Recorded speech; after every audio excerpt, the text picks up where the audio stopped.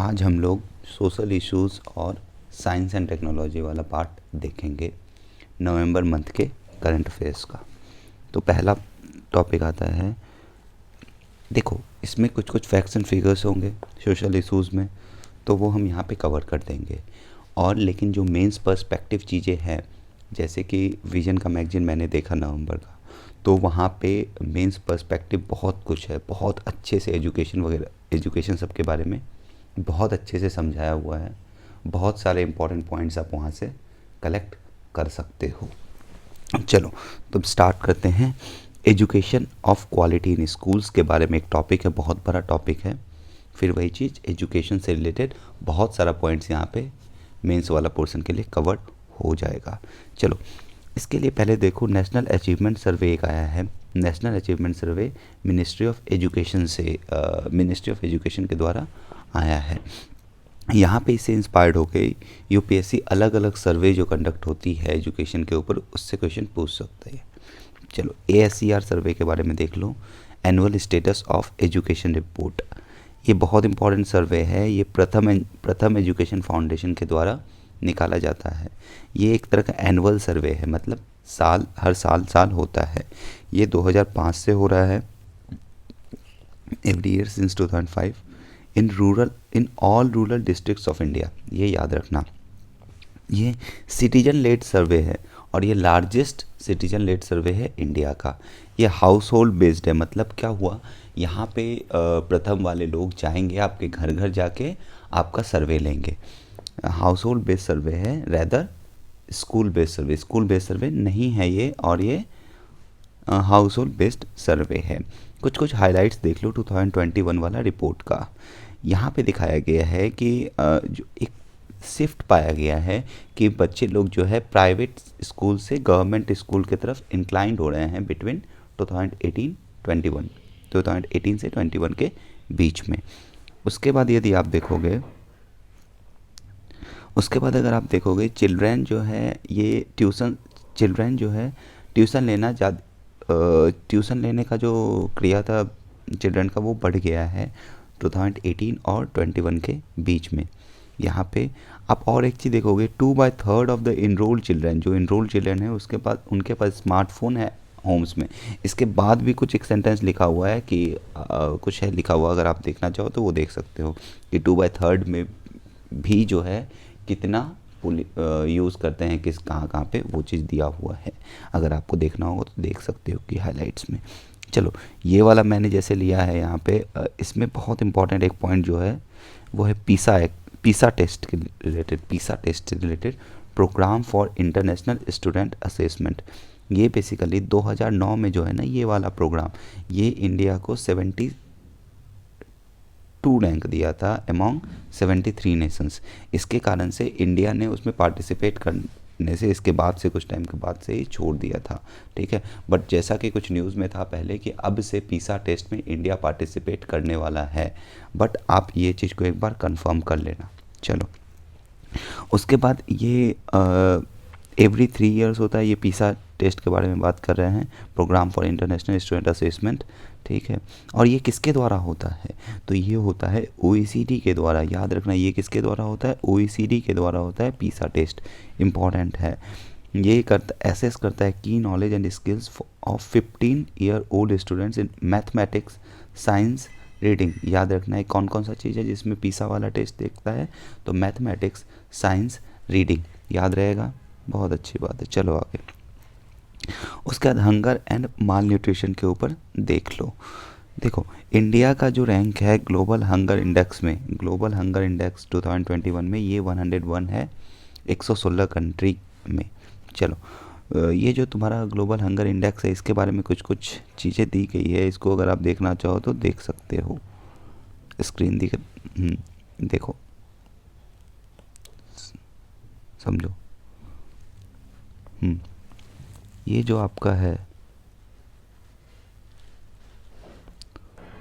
हाँ ये जो है आपका, ये आपका कंसर्न वर्ल्ड वाइड और वेल्थ हंगर के द्वारा निकाला जाता है। ये इंपॉर्टेंट है, हाँ ये इंपॉर्टेंट है कि ये ग्लोबल हंगर इंडेक्स किसके द्वारा निकाला जाता है, कंसर्न वर्ल्ड वाइड और वेल्थ हंगर लाइफ के दौरान निकाला जाता है। यहाँ पे आपको कुछ कुछ टर्म्स मालूम होनी चाहिए, जैसे अंडर नरिशमेंट क्या होता है, ठीक है। अंडर नरिशमेंट क्या होता है, इनसफिशिएंट कैलोरी इंटेक के कारण जो इश्यूज़ होते हैं अंडर नरिशमेंट में आती है। चाइल्ड वेस्टिंग क्या होता है, चाइल्ड वेस्टिंग ये समझ लो आप, चाइल्ड वेस्टिंग कि वो बच्चे अंडर 5 एज वाले, वो बच्चे अंडर 5 एज वाले जिनका की वेट कम है with respect to their height, मतलब जितना हाइट के हिसाब से वेट होना चाहिए उतना वेट नहीं है, have low weight for their height. समझ में आया। उसके बाद चिल्ड्रन स्टंटिंग क्या है, चिल्ड्रन स्टंटिंग है आपका हाइट कम होना with respect to their age. देखो अंडर 5 ईयर्स के लिए है ये भी और ये भी। यहाँ पे क्या है, low height for their age stunting वाले केस में। उसके बाद चाइल्ड मोर्टेलिटी क्या होता है, the mortality rate of children under age 5 partly reflecting the fatal mix of inadequate nutrition and unhealthy environment, जो भी है ये है, देख लेना। चलो अब यहाँ पे क्या है इम्पॉर्टेंट है कि जो आपका ये हंगर इंडेक्स है इसके कितने डायमेंशन है और कितने इंडिकेटर्स हैं, याद रखना एक चीज़। 3 डायमेंशंस है इसके। कौन कौन से 3 डायमेंशन है, एक होगा आपका इनएडिक्वेट फूड सप्लाई, देखो यहाँ पे इनएडिक्वेट फूड सप्लाई, दूसरा है चाइल्ड मोर्टेलिटी, तीसरा है चाइल्ड अंडर न्यूट्रिशन। देखो ये जो 3 डायमेंशन है ना, ये 3 डायमेंशन को देखो इक्वल वेटेज दिया गया है, ये 3 डायमेंशन को इक्वल वेटेज दिया गया है, इनएडिक्वेट फूड सप्लाई को, चाइल्ड मोर्टेलिटी को, चाइल्ड अंडर न्यूट्रिशन को, इस चीज़ को ध्यान रखना है। लेकिन अब इसके अंदर भी कुछ कुछ इंडिकेटर्स हैं, इंडिकेटर्स 4 हैं, डायमेंशंस 3 हैं और इन डायमेंशंस के अंदर इंडिकेटर्स 4 हैं। इनएडिक्वेट फूड सप्लाई के अंदर एक ही इंडिकेटर है अंडर नरिशमेंट का, चाइल्ड मोर्टेलिटी के अंदर एक इंडिकेटर है अंडर 5 मोर्टेलिटी रेट का, और चाइल्ड अंडर न्यूट्रिशन के अंदर 2 है, वेस्टिंग है और स्टंडिंग है इसके इंडिकेटर्स। तो यहाँ पे आपको कंफ्यूज किया जा सकता है इस चीज़ को कह के कि सबका जितने भी इंडिकेटर्स हैं, all the indicators mentioned in the global hunger index is having the equal weightage. ये सही है कि गलत है, गलत है।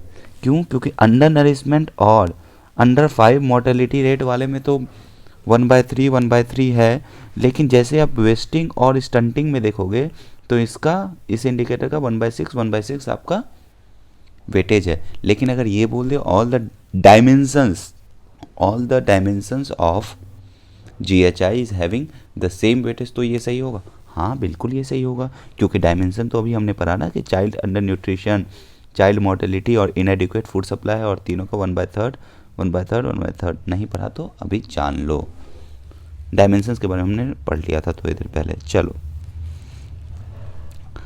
उसके बाद यही है कि बेस्ड ऑन 4 इंडिकेटर के बेसिस पे याद रखना कि अगर 0 किसी का वैल्यू है, 0 अगर आता है कोई भी कंट्री का वैल्यू GHI में, GHI का स्कोर अगर जो स्केल है ना उसका स्केल में अगर 0 है तो वो वहाँ पे हंगर है ही नहीं, नो हंगर, और 100 है तो वो वर्स्ट सिचुएशन में है। तो ये याद रखना है आपने। देखो ये आपका सीवियरिटी स्केल वगैरह दे रखा है। देखो इससे मेंशन पेज नंबर 79 में आपका कुछ कुछ स्कीम्स के नाम दिए हुए हैं और थोड़ा सा डिटेल दिया हुआ है, बट आपको ये सब स्कीम्स ICDS हो गया, पोषण अभियान हो गया, इस टाइप्स के स्कीम्स आपको बहुत डिटेल्स में पढ़ना होगा, अच्छी खासी डिटेल में आपको पढ़नी होगी। चलो उसके बाद एक और रिपोर्ट के बारे में लिखा हुआ था, world food situation report. World food situation report ये FAO के द्वारा निकाला जाता है, फूड एंड एग्रीकल्चर ऑर्गेनाइजेशन के द्वारा। ग्लोबल न्यूट्रिशन रिपोर्ट 2021 ये किसके द्वारा निकाला गया, तो ये मल्टी स्टेक होल्डर इनिशिएटिव है, मतलब बहुत कोई मिल के इसको निकाला है। चलो all India survey on domestic workers, all India survey on domestic worker के बारे में देख लो। ये निकाला गया है by the union ministry for labour and employment, ठीक है। इसके साथ साथ यहाँ पे आपने ध्यान रखनी है कि देखो ये जो AISW है ना, ये पार्ट ऑफ 5 ऑल इंडिया सर्वे है जो कि लेबर ब्यूरो के द्वारा निकाला जाता है। अदर 4 कौन सा है, तो ये 4 है, देख लेना। चलो देखो इंडिया सिग्नेटरी है ILO का 189 कन्वेंशन, जो कि कन्वेंशन है, कन्वेंशन ऑन डोमेस्टिक वर्कर्स। अब यहाँ पे क्वेश्चन कैसे बन सकता है आपका कि ILO 189 अगर कुछ गलत प्रोनाउंसिएशन कर दिया होगा मैंने इसके लिए तो उसको चेक कर लेना थोड़ी देर पहले। ILO 189 convention seen in news ये किससे रिलेटेड है? तो आपने पता होना चाहिए ये कन्वेंशन डोमेस्टिक वर्कर से रिलेटेड है और इंडिया इसका ये पता होना ही चाहिए। उसके बाद क्वेश्चन घुमा फिरा के भी पूछ सकता है और आपको पता होना चाहिए इंडिया इसका सिग्नेटरी है बट इंडिया ने इसको रेटिफाई नहीं करा है। समझ में आया? इंडिया ने इसको साइन करा है बट रेटिफाई नहीं करा है। चलो यहाँ पे देख लो, ये गवर्नमेंट ऑफ इंडिया की वेबसाइट से लिया गया है, इसलिए इसको अच्छे से देख लेना जो भी हम करवा रहे हैं। ये ILO से रिलेटेड चीज़ है। देखो इंडिया जो है ILO का फाउंडर मेंबर है। इंडिया ILO का फाउंडर मेंबर है जो कि एग्जिस्टेंस में कब आया था? 1919 में आया है। ठीक है, विच केम इनटू एग्जिस्टेंस इन 1919। अभी कितने मेंबर्स हैं? 189 मेंबर्स हैं, sorry 186, I am so sorry, 189 नहीं 186 मेंबर्स हैं एट प्रेजेंट ILO के। ठीक है, ये याद रखना, ये ट्राइपार्टाइट कैरेक्टर का ऑर्गेनाइजेशन है। ट्राइपार्टाइट कैरेक्टर है इस ILO के पास। मतलब क्या हुआ, इसके जो है जो ये ILO ऑर्गेनाइजेशन है ये यहाँ पे 3 चीज़ को डील करता है, 3 कैरेक्टर का। ये जो है ऑर्गेनाइजेशन भी इसमें इन्वॉल्व है, गवर्नमेंट्स भी इसमें इंक्लूडेड है, to other social partners worker, हाँ इस और दूसरे सोशल पार्टनर्स जैसे कि वर्कर्स और एम्प्लॉयज़ भी है। ट्राइपार्टाइट कैरेक्टर क्यों बोला गया? क्योंकि इसमें जो है आपके ऑर्गेनाइजेशन भी आते हैं, जो अलग अलग ऑर्गेनाइजेशन है, कंपनीज़ वगैरह हो गए, अलग अलग गवर्नमेंट्स भी आती है और आपका सोशल पार्टनर्स मतलब यहाँ पे क्या हो गया, वर्कर्स हो गए, एम्प्लॉयर्स हो गए, ये सब भी आते हैं। इसलिए ट्राइपार्टाइट कैरेक्टर का है ILO, याद रखना है आपने। उसके बाद यहाँ पे कुछ डिटेल्स दी हुई है। गवर्निंग बॉडी, ऊपर है इंटरनेशनल लेबर कॉन्फ्रेंस, फिर गवर्निंग बॉडी, फिर इंटरनेशनल लेबर ऑफिस, ये सब चीज़ आप देख लेना, थोड़ा सा एक बार इसको पढ़ लेना, बहुत इंपॉर्टेंट है ये स्लाइड। चलो उसके बाद यहाँ पे याद रखना है कि ILO का जो है 8 कोर कन्वेंशन है। कितने कोर कन्वेंशन है? 8 कोर कन्वेंशन है, 8 कोर कन्वेंशंस, जिसको also call fundamental / human rights convention. कौन कौन से हैं ये देखो, 1 2 3 4 5 6 7 8, ये 8 है। लेकिन याद रखना ये जो 6 कन्वेंशन है, 2 3 4 5 6, forced labour convention, abolition of forced labour convention, equal remuneration convention, discrimination bracket में employment occupation convention, minimum age convention, worst forms of child labour convention, ये सब जो है इसको इंडिया ने रेटिफाई करा है। इंडिया ने इसको रेटिफाई करा हुआ है।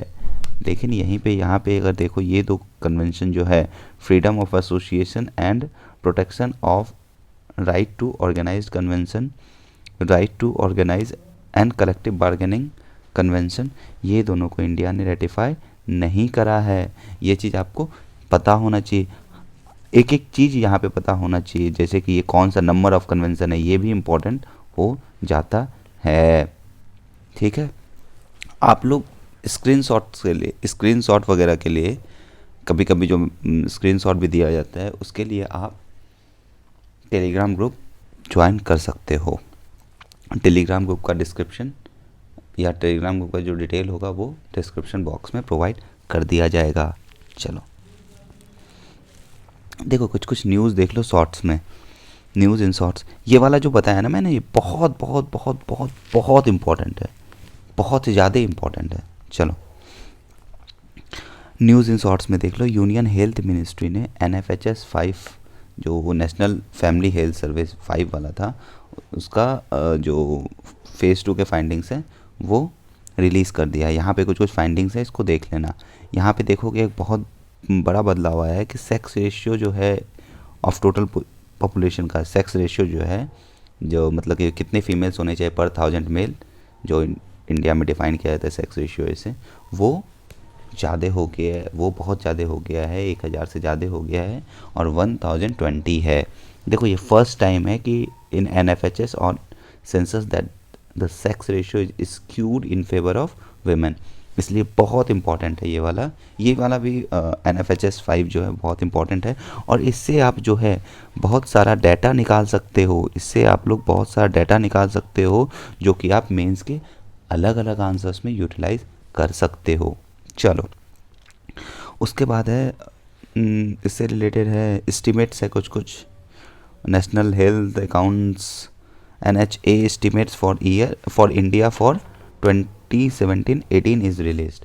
इसके बारे में थोड़ा सा अगर देखना होगा तो आप लोग देख सकते हो डिटेल्स को। चलो, उसके बाद स्वच्छ सर्वेक्षण सर्वे जो था 2021 वाला, इसका रिलीज़ कर दिया गया रिपोर्ट महुआ के द्वारा। महुआ बोले तो ministry of housing and urban affairs के द्वारा रिलीज करा गया है। ये जो है आपका स्वच्छ सर्वेक्षण, ये किसके द्वारा कराया जाता है? ये कंडक्ट कराया जाता है महुआ के द्वारा with quality council of India as its implementation partner. ये कौन सा एडिशन था? 6th एडिशन था, ये पता होना चाहिए। और जो 6th एडिशन जो था ना, ये वर्ल्ड का लार्जेस्ट अर्बन क्लीनेस सर्वे था। और इंदौर जो है ये क्लीनेस्ट सिटी रहा है 5th कंजिक्यूटिव टाइम पे। और वाराणसी बेस्ट गंगा टाउन रहा है। Ahmedabad cantonment India's cleanest cantonment रहा है, पता होना चाहिए। चलो, अब यहाँ पे कुछ लखपति एक इनिशिएटिव लाया गया है, मतलब कि एम्प्लॉयमेंट वगैरह सबसे रिलेटेड है, सेल्फ एम्प्लॉयमेंट जनरेशन वगैरह सबसे। यहाँ पे है initiative on creating Lakhpati self help group women. ये SHG से रिलेटेड कुछ कुछ स्कीम से डिटेल्स आप लोग देख लेना। ये मिनिस्ट्री ऑफ रूरल डेवलपमेंट के द्वारा लिया गया है, ठीक है। ये शायद मेरे हिसाब से एम्प्लॉयमेंट से रिलेटेड ही होना चाहिए शायद। थोड़ा सा वेट करो, एक बार मैं चेक कर ले रहा हूँ।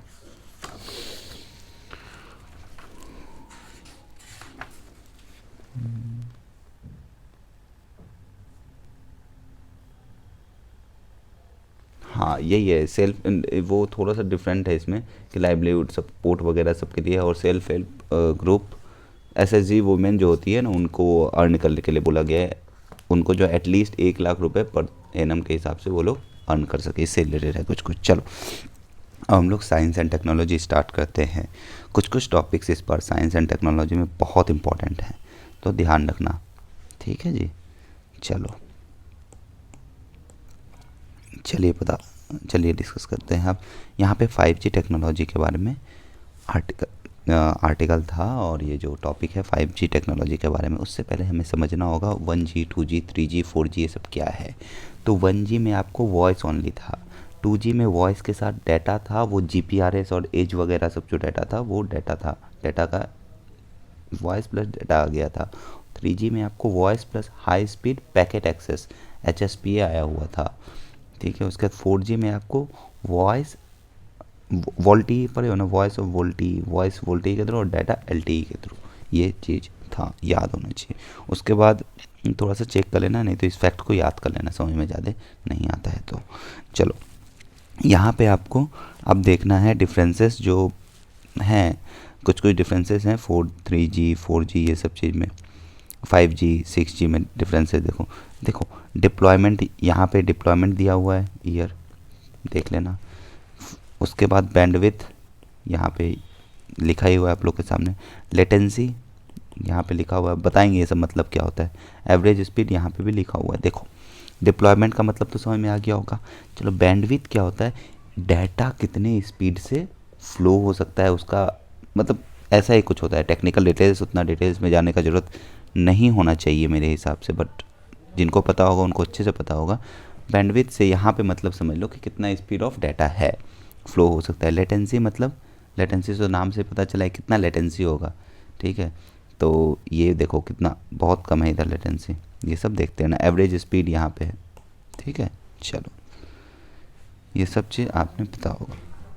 चलो, एक क्वेश्चन आया हुआ था, UPSC का क्वेश्चन है शायद 2018 का, बट चेक कर लेना। With reference to communication technologies what are the differences between LTE long term evolution and VoLTE, ठीक है, इसके बारे में। उसके बाद क्वेश्चन है LTE is commonly marketed as 3G and VoLTE is commonly marketed as advance 3G। नहीं, गलत है, ऊपर देखा हमने थोड़ा बहुत कि ऐसा कुछ नहीं था, ठीक है। LTE is data only technology and VoLTE is voice only technology. ये है क्या? नहीं, ये भी नहीं है, तो नीदर 1 और 2। तो समझ में आ रहा है कि साइंस एंड टेक से, टेक्नोलॉजी से आजकल जो क्वेश्चंस आ रहे हैं ना, वो बहुत एप्लीकेशन बेस्ड क्वेश्चंस हैं। जो जनरल लाइफ में आप लोग देखते हो वो भी क्वेश्चन है, बट वो जनरल, इतने जनरल नहीं होते हैं। वो जनरल लाइफ से ओरिएंटेड सवाल बहुत बना रहे हैं। चलो, सैटेलाइट इंटरनेट सर्विसेज, ये क्या? एक्चुअली कुछ कुछ इश्यूज़ हुए थे यहाँ पे इंडिया में, जिसमें गवर्नमेंट ऑफ इंडिया ने कुछ नोटिफिकेशन वगैरह जारी करा था। वो सब है, डिटेल से मैगजीन में देखना होगा तो देख लेना, ठीक है। इसमें बेसिकली क्या होता है ना कि सैटेलाइट के थ्रू आप तक इंटरनेट पहुंचाने का यहाँ पे प्रावधान करा जाता है, ठीक है। अब ये चीज़ है, इससे क्वेश्चन कैसे आ सकते हैं? पहला तो आ सकता है, इस टाइप का कोई भी सर्विसेज या कोई भी नया चीज़ जब इंट्रोड्यूस होता है तो उससे सब क्वेश्चंस कैसे आ सकते हैं, ये हमें जानना बहुत ज़रूरी है। पहले देखो, पढ़ते तो यहाँ पे बहुत कोई हैं, एक बार समझ के देखो। पढ़ाई के साथ साथ आपने एक चीज़ यहाँ पे ध्यान रखना होगा कि जो टॉपिक आप पढ़ रहे हो ना, उससे क्वेश्चन किस टाइप के फ्रेम हो सकते हैं, ठीक है, वो चीज़ जानना आपको ज़रूरी है। तो जैसे न्यू टेक्नोलॉजी है ना, इससे 3 टाइप के सवाल बन सकते हैं। पहला, ये टेक्नोलॉजी है क्या? ये टेक्नोलॉजी है क्या? और दूसरा आपका हो जाएगा कि ये टेक्नोलॉजी का एप्लीकेशन कहाँ पे है, मतलब कि ये कहाँ कहाँ पे यूटिलाइज हो सकता है, ये आपको पता होना चाहिए। और और तीसरा, किसके द्वारा ये इम्प्लीमेंट किया गया है, कौन कौन स्टार्ट हो रहा है, कहाँ पे ये स्टार्ट हो रहा है पहले, क्या है इसका नेटिग्रिटीज़ है। ये जो छोटा छोटा पॉइंट्स है ना, और भी कुछ कुछ छोटे छोटे पॉइंट्स हैं, वो आपको पता होना चाहिए। और कोई कोई टेक्नोलॉजी तो ऐसा आएगा, पूछ देगा क्या कि ये टेक्नोलॉजी समटाइम्स इन न्यूज़, ऐसा आ सकता है, और बोल देगा कि ये टेक्नोलॉजी किससे रिलेटेड है। आपने पता होना चाहिए 1 2 3 4, इस टाइप से आपको प्रिपेयर होना है एक एक टॉपिक्स को। चलो, ये जो सैटेलाइट इंटरनेट सर्विसेज है, इससे रिलेटेड अगर कुछ और भी गवर्नमेंट ऑफ, हाँ, और अगर कोई गवर्नमेंट ऑफ इंडिया या कोई भी चौथा में देख लो कि पॉइंट है जो इस टेक्नोलॉजी को यूज़ करने के लिए बोल रहा है, मना कर रहा है, इसके लिए क्या रिक्वायरमेंट्स होगी, वो सभी पता होना चाहिए। चलो देखो, commercial launch satellite internet, for commercial launch of satellite internet services a company needs GMPCS। यहाँ पे पूछ सकता है किसका, अगर ऐसा चाहिए तो किसका अप्रूवल चाहिए होगा, तो GMPCS, global mobile personal communication by satellite licence. Approval नहीं, मतलब इसका लाइसेंस चाहिए होगा। अप्रूवल ही एक तरह से मान लो, या लाइसेंस जो मानना है मान लो। Licence with department of telecommunication, government of India as the licensor under section 4 of the Indian telegraph act. ये पता होना चाहिए, इसमें जो लिखा हुआ है ना, एक एक मतलब पूरा चीज़ आपको पता होना चाहिए, जो जो चीज़ में लिखा हुआ है सब कुछ इंपॉर्टेंट है। GMPCS, इंडियन टेलीग्राफ एक्ट 1885 वाला, ये सब चीज़ आपने पता होना चाहिए। चलो, अब सैटेलाइट इंटरनेट सर्विसेज है क्या? ये एक तरह का वायरलेस इंटरनेट कनेक्शन है, जो कि सैटेलाइट जो स्पेस में होते हैं उसको यूज़ करते हैं इंटरनेट प्रोवाइड करने के लिए from internet service provider to the users. चलो, यहाँ पे आपके कुछ एप्लीकेशंस वगैरह दे रखे हैं, इस एप्लीकेशंस को आप लोग अच्छे से पढ़ लेना, क्योंकि मैंने बताया ना, नए नए टेक्नोलॉजी के बेसिस पे एप्लीकेशन से क्वेश्चन और चैलेंजेस, एप्लीकेशन से क्वेश्चंस आ सकते हैं, ये मैंने बताया था। और एक चीज़ ऐड कर लो उसमें कि चैलेंजेस से भी क्वेश्चंस आ सकते हैं, तो आपने बेनिफिट्स और चैलेंजेस पता होना चाहिए। चलो, एप्लीकेशंस के बारे में मैंने बोला था, चैलेंजेस के बारे में नहीं बोला था, बट आपको चैलेंजेस के बारे में भी पता होना चाहिए।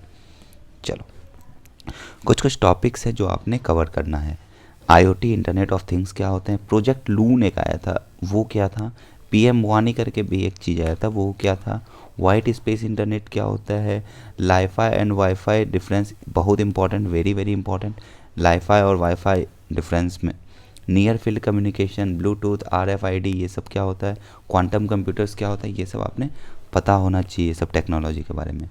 अगर नहीं पता है, समझो जब ये सब चीज़ के बारे में पढ़ोगे तो और भी बहुत सारा पॉइंट्स आपको दिखेगा, वो सब भी साइंस एंड टेक्नोलॉजी के लिए बहुत इंपॉर्टेंट होता है, ठीक है। तो ऐसा करो, जैसे ही लेक्चर ख़त्म होता है ना, अगर जैसे बताया जाता है कि ये सब चीज़ आप पढ़ लेना चाहिए, ठीक है, तो कोशिश करो लेक्चर ख़त्म होने के बाद या कभी भी आप लोग कोशिश करो कि ये सब चीज़ टॉपिक्स को पढ़ लो। और ये सब टॉपिक्स को सिर्फ पढ़ो ही मत, इस आपने पता होगा अभी तक कि ये सब टॉपिक को सिर्फ पढ़ने से नहीं होगा, इसके साथ आपको इसके डिटेल्स में जाके पढ़ना होगा।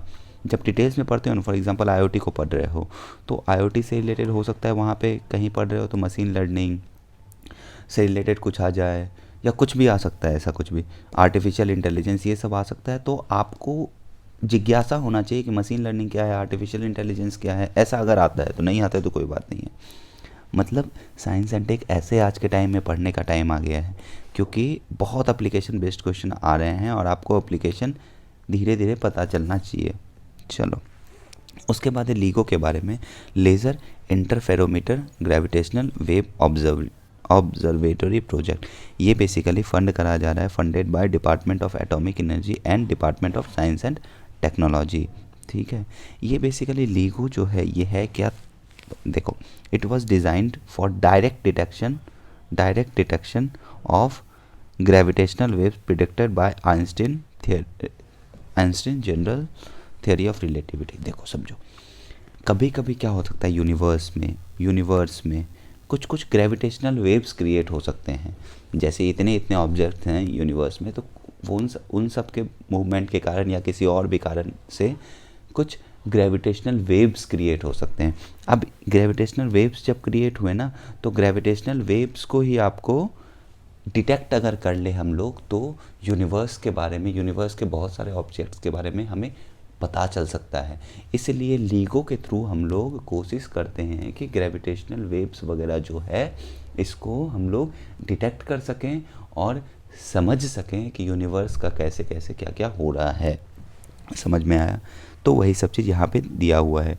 ये जो है आपका, ये प्रिडिक्ट के द्वारा किया गया था ये चीज़, आइंस्टीन, ये वाला चीज़ लीगो जो डिज़ाइन करा गया है for direct detection of gravitational waves, और ये ग्रेविटेशनल वेव ये predicted by Einstein's general theory of relativity. यहाँ पे जनरल थियरी ऑफ रिलेटिविटी के बारे में दिया हुआ है। आई होप कि आई गेस कि बहुत सारे व्यूअर्स ऐसे होंगे जिनको अगर मैं सिंपल ये पढ़ के सुना दूँ तो उतना अच्छे से समझ में नहीं आएगा। तो इसके लिए आपने क्या करना है, जनरल थ्योरी ऑफ रिलेटिविटी बहुत इंपॉर्टेंट है, यूट्यूब पे जाना है, अच्छे से सर्च करना है, अच्छे से समझना है जनरल थ्योरी ऑफ रिलेटिविटी क्या है, उसके बाद वापस से आके इसको पढ़ना है। ठीक है, जनरल थ्योरी ऑफ रिलेटिविटी वाला जो ये छोटा सा जो 2 पॉइंट लिखा हुआ है ना, इससे क्या आप इन्फर कर पा रहे हो, समझ में आया? चलो, यहाँ पे है आपका लीगो के बारे में। ये जो है it was designated for direct detection of gravitational waves predicted by Einstein's general theory of relativity. देखो, it is being operated at 2 sites in US, Washington और लुइसियाना। उसके बाद also there are 3 LIGO sister facilities. यहाँ पे ये सब चीज़ देख लेना, एंड लीगो इंडिया ये जो भी है ये सब चीज़ आपने देख लेना है, थोड़ा सा डिटेल्स वगैरह है ये सब देख लेना। चलो, उसके बाद जो हमने आपको बताया है वो अगर समझ में आ गया है तो शायद आप लोग इसको थोड़ा बहुत समझ सकते हो। ठीक है, उसके बाद सिग्निफिकेंस है लीगो का, ये सब भी थोड़ा सा देख लेना। देखो समझो, आपने मैगजीन तो पढ़ना ही है, लेकिन ये जो मैं नोट्स प्रोवाइड कर रहा ना, या जो भी क्लासेस में पढ़ाया जा रहा है, या जो भी नोट्स प्रोवाइड कराया जा रहा है, ऐसे ये बहुत कम है। आपको स्लाइड्स बहुत ज़्यादा दिख रहे होंगे क्योंकि बहुत सारे स्पेस में बटा हुआ है, बहुत छोटा सा ये चीज़ है। जब नोट्स बनाने बैठोगे आप इन स्लाइड्स वगैरह से, बहुत कम होगा। ठीक है, बहुत छोटा सा हो जाएगा। तो कोशिश करना कि आप लोग मैगजीन का नोट्स बना लो। अगर आप लोग चाह लोगे तो एक मैगजीन का नोट्स 10 पेज के अराउंड में आप लोग चाहो तो बना सकते हो इन स्लाइड से। 10 पेज के अराउंड में, कुछ पेज ऊपर नीचे हो सकता है। ठीक है, तो अगर आपने 10 मंथ के 8 मंथ के आसपास, जैसा कि अगर 8 से 10 मंथ का भी आपने कवर कर लिया, तो लास्ट में आपके पास बहुत कम पेजेस के नोट्स रहेंगे, तो वो बहुत यूज़फुल रहेंगे आप लोग के लिए। खैर, आप लोग की स्वतंत्रता है, आपको जो करनी है। चलो, उसके बाद significance of detection of gravitational waves by LIGO. आप लोग एक और चीज़, आप लोग ये भी देखते होगे कि जब हम पढ़ा रहे हैं ना, तो बहुत कुछ बोल देते हैं कि ये कवर कर लेना आप लोग, जैसे ये ऊपर हमने बोला यहाँ पे। तो ये सब इसलिए है कि ये आप खुद से पढ़ के समझ सकते हो, या फिर आपको इसमें थोड़ा सा एक्स्ट्रा चीज़ देना पड़ेगा, एक्स्ट्रा एफर्ट डालना होगा। चलो ठीक है, इन्फॉर्मेशन देख लो ग्रेविटेशनल वेव्स के बारे में, और यहाँ पे ये जो भी है ये सब चेक कर लेना। यहाँ पे देखो इंपॉर्टेंट क्या है कि ग्रेविटेशनल वेव्स क्या है। They are ripples in space time travelling at speed of light caused by some of most violent and energetic processes in universe। वही चीज़ उसको थोड़ा सा अच्छे से बताया गया, अच्छा टाइम से बताया गया है, और ये थोड़ा सा डिफरेंट है जो हमने बताया था। हमने बहुत क्रूड वे में बताया, ये थोड़ा सा अच्छे वे में है।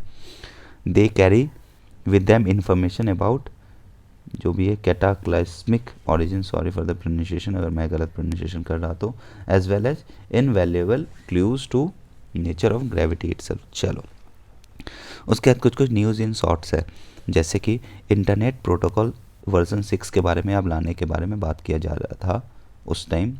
अब क्या हो गया ना, ये बेसिकली लाने का, ये जो बहुत पहले लाने का बात किया जा रहा था IPv6 के बारे में। देखो ये most recent version of IP to provide an identification and location system for computers और नेटवर्क्स एंड रूट्स ट्रैफिक। ठीक है, ये आप जो है आपका बहुत रिसेंट वर्जन है। ठीक है, जैसे कि IP वगैरह सब के बारे में आइडेंटिफिकेशन और लोकेशन का ट्रैकिंग वगैरह हो सके। देखो यहाँ पे आप लोग देखते होगे ऐसा वाला चीज़, जब इंटरनेट वगैरह यूज़ करते हो कि आपका IP एड्रेस ये है, तो ऐसा ऐसा कुछ कुछ देखते होगे शायद। देखो आप दोनों के बीच में डिफरेंस देख लो, ये इंपॉर्टेंट हो जाता है डिफरेंस थोड़ा सा। देखो ये डिप्लॉय 1981 में हुआ था। 32 bit IP address, 4.3 billion addresses must be reused and masked. उसके बाद ये न्यूमरिक था, मतलब देखो यहाँ पे न्यूमरिक डॉट डेसिमल नोटेशन था। मतलब देखो ये न्यूमरिक दिख रहा है, नंबर दिख रहा है और डॉट दिख रहा है, डेसिमल के डॉट दिख रहा है ना, ये सब चीज़ था।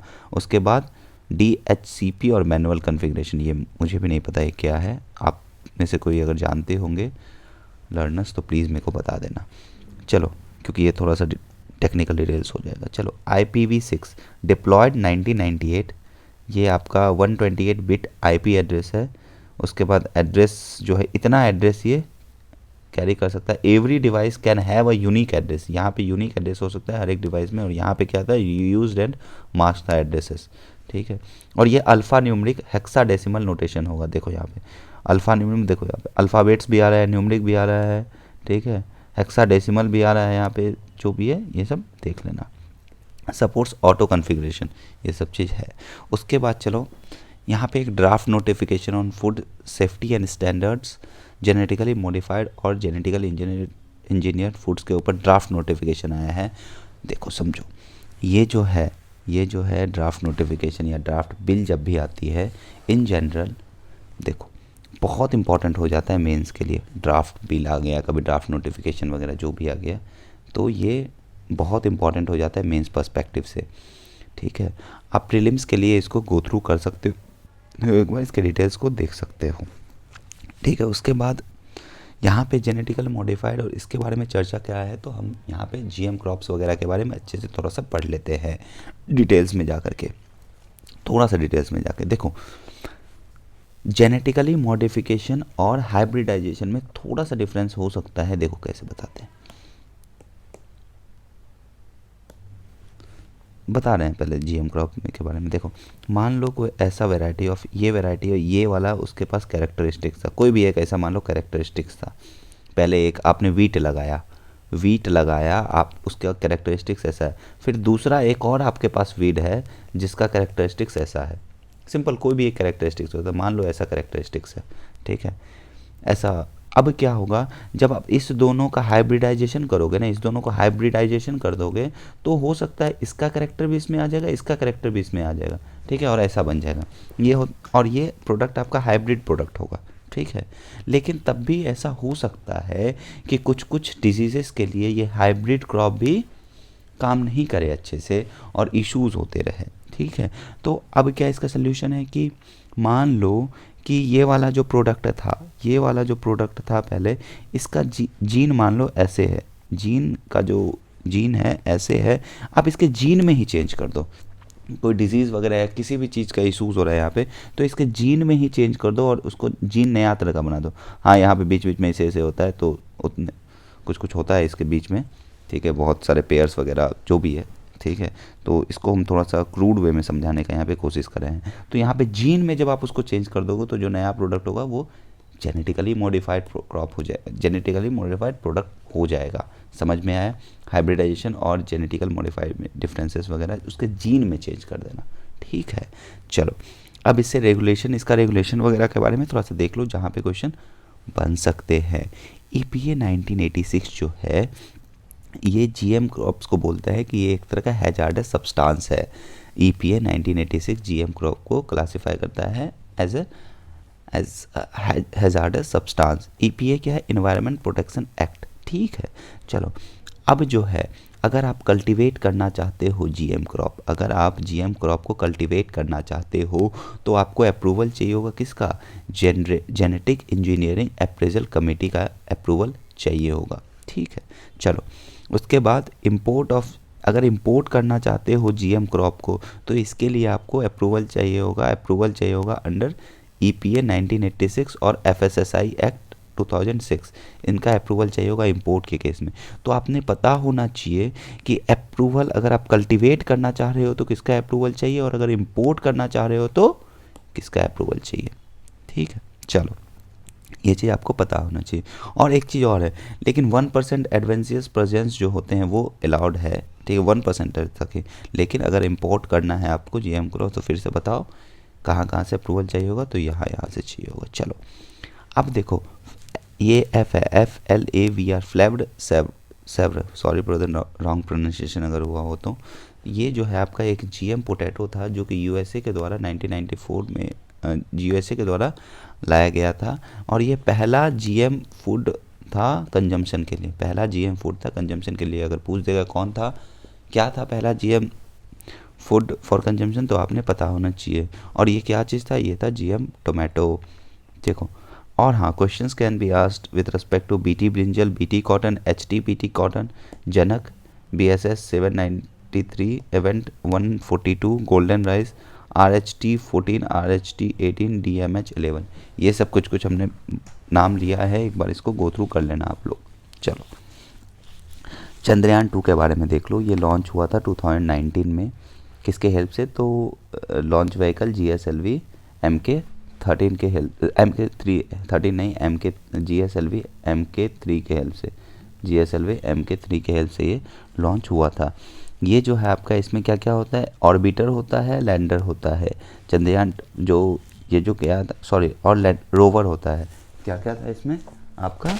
तो यहाँ पे आपका ये कंप्राइज करा था ऑर्बिटर का, लैंडर, इसमें ऑर्बिटर भी था, लैंडर भी था और रोवर भी था। ऑर्बिटर था, लैंडर का नाम क्या था? विक्रम था। रोवर का नाम प्रज्ञान था। आपने पता होना चाहिए जो लैंडर था ये प्लान किया गया था सॉफ्ट लैंडिंग के लिए, बट ये क्रैश कर गया था।